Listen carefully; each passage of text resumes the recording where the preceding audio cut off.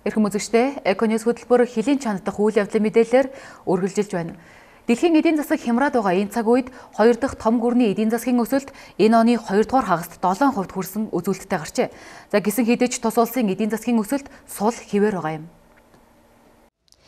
Chao Jiamin was reporting to the National People. Дэлхийн 2 дахь том гүрэн хэмээн нэрлэгдэх Хятадын эдийн засаг энэ оны эхний саруудын байдлаар 6.6% болтлоо буураад байсан юм. Өнгөрсөн жил Хятадын эдийн засаг 7.7% тавиасан бол энэ жил 7% болж буурсан нь 24 жилийн дотор байгаагүй үзүүлэлт юм а. Олон улсын валютын сан Хятадын эдийн засгийн өсөлтийг 2017 гэхэд 6% болж буурна гэж таамаглаж байсан.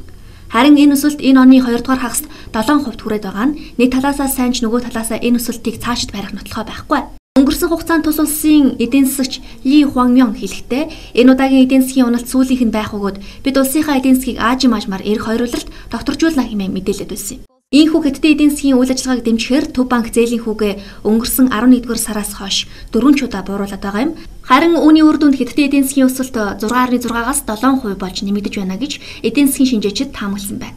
Хятадын эдийн засгийн өсөлтийг энэ жил 6.9-өөс 7.1% хооронд хэлбэлзэх болно гэдгийг таамагласан байсан юм. Хятадын эдийн засаг дотоодын хэрэглээнд суурилсан загварт шилжнэ гэж шинжээчид таамаглаж байсан ч төлөвлөгөөний комиссийн тооцоогоор 2022 он хүртэл эдийн засгийн дундаж өсөлт 6.5% орчимд байхаар байна гэж таамагласан байна.